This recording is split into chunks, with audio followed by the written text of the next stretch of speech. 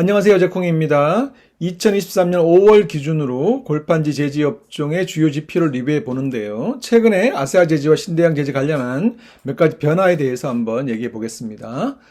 구독, 좋아요는 더 좋은 컨텐츠를 만드는 데 힘이 됩니다. 골판지 기업의 주가를 한번 보겠습니다. 시장 주목을 받은 시기가 두 번 정도 있는데요. 첫 번째가 2017년 말부터 2018년 말까지 당시에 이제 원재 가격이 인상된 상태에서 중국에서 폐지 수입을 규제하면서 폐지 가격이 하락한 상황이 이어졌고요. 원재 폐지 스프레드가 늘어나면서 굉장히 실적이 좋아지고 주가가 상승한 바 있습니다. 그리고 이제 2020년 말에 그 대양제지 안산 공장이 화재가 나면서 당시에 코로나로 인해서 골판지에 대한 수요는 급증한 상태에서 공급이 부족하면서 역시 시장의 주목을 받고 실적 개선, 주가 상승이 이어지는 시기가 있었고요. 그 이후에 전체적으로 골판지 기업의 주가는 굉장히 지지부진한 상황이 이어지고 있습니다. 최근에 이제 관심을 갖는 것은 아시아 그룹과 이제 VIP 자산 운용으로 대표되는 주주 운동이 시장에서 굉장히 주목을 받고 있어요. 특히나 이제 VIP 자산 운용 같은 경우에는 지주회사 아세아라든가 아세아 시멘트의 그 결산 배당에 대해서 예의주시하고 있고 자사주 소각에 대한 얘기도 계속 이제 제시하면서 주주 운동을 하고 있는 상황이고요. 여기에다가 이제 아세아 제지 쪽에 관련돼 있는 주주연대 역시 자사주 매입을 10배 늘리고 액면 분할도 해라. 이제 이렇게 하면서 전체적으로 이제 굉장히 보수적인 아세아 그룹을 포함한 전체적인 골판지 시장에 좀 변화들이 있다. 이렇게 말씀을 드리는 것이고요. 조금 보면 최근에 변화는 이제 아세아 제지 같은 경우에는 실제 50억 규모의 자사주 매입을 공시했습니다. 창사 이래 처음으로 이제 자사주를 매입하는 것이고요. 신대양 제지 역시 최근에 3월 달에 액면 분할을 공시했습니다. 그래서 액면가 5,000원짜리 그 기업이 이제 500원으로 액면 분할하면서 유통 주식수를 늘리는 이러한 변화를 가지고 있습니다.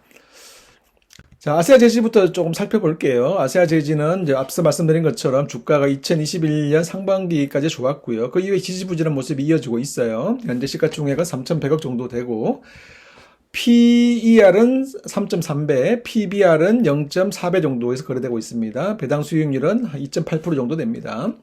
실적을 보면 2021년, 22년 굉장히 좋은 실적을 보여주고 있습니다. 2020년 말에 이제 대양제지 안산 공장이 화재가 나면서 전체적으로 공급이 타이트해지고 원재 가격이 급등하면서 실적이 좋은 모습을 보이고 있고요. 2023년 역시 최소한 2022년 정도의 실적은 유지할 개연성이 좀 있다 이렇게 보고 있습니다.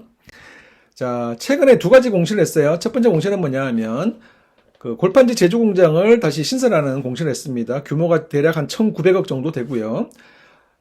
충북 청주에 그죠?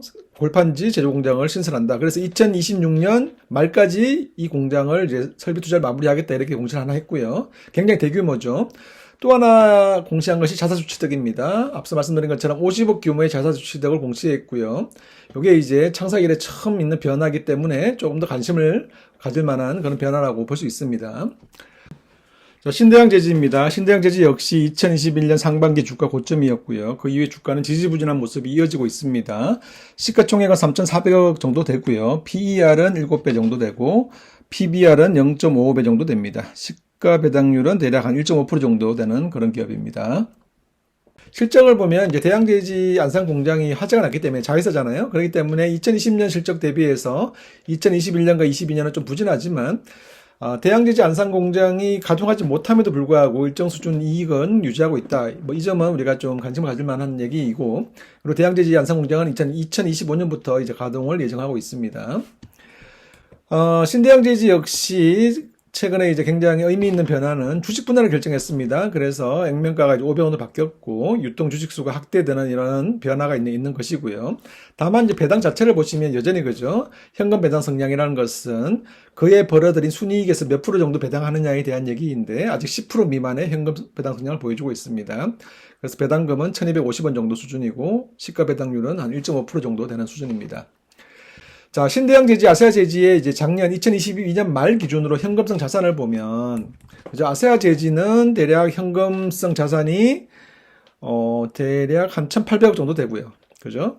그 다음에 신대양 제지 역시 현금성 자산이 대략 합쳐보면 한 1,800억 됩니다. 그러니까 둘 다 시가총액은 한 3,500억 조금 안 되는 수준인데, 현금성 자산은 1,800억이 되니까, 보유한 현금성 자산은 시가총액 대비해서 50%가 넘는 이런 기업입니다. 그럼에도 불구하고 현금 배당 성량은 여전히 낮다. 이런 관점에서 계속 주주들이 이의를 제기하는 그런 상황이라고 볼 수가 있는 겁니다. 주요 지표를 보겠습니다. 최근에 원재 가격은 조금씩 반등하고 있는 모습을 보이고 있고요. 반면에 폐지 가격은 부진이 이어지고 있습니다. 그래서 원재 폐지 스프레드를 보면 일정 부분 그죠? 반등하고 있는 모습을 보여주고 있기 때문에 2022년 대비해서 2023년도 역시 스프레드는 나쁘지 않은 모습을 볼 것이다라고 이제 보는 것이고요. 다만 이제 골판지 원재의 생산량, 다시 말하면 Q 관점에서 지속적으로 생산량이 좀 부진한 모습을 보이고 있거든요. 이 부분에서 이제 앞으로 어떻게 변화가 있을 것이냐를 볼 필요가 있습니다.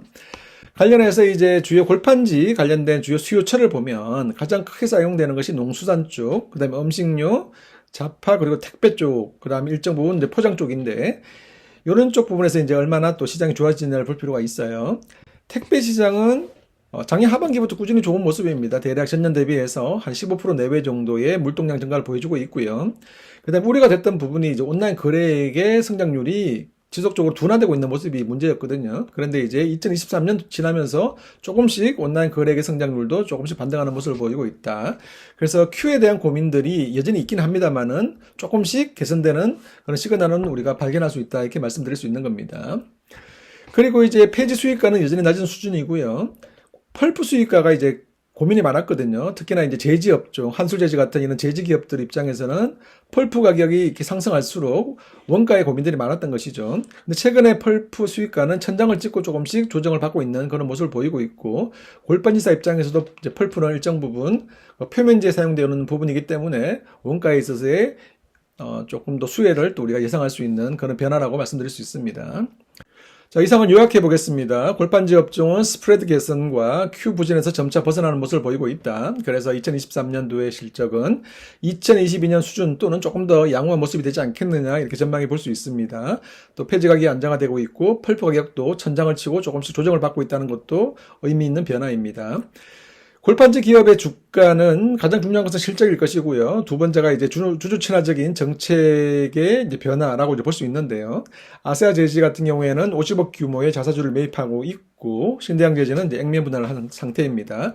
조금씩 이렇게 보수적인 기업들이 변화하고 있다는 것은 우리가 주시할 포인트이고요. 나아가서 자사주 매입이 소각으로 이어질지, 그리고 배당금의 이 배당 성량을 늘릴지, 이러한 부분들을 우리가 지켜보는 것은 굉장히 의미가 있는 그런 포인트라고 말씀드릴 수 있습니다.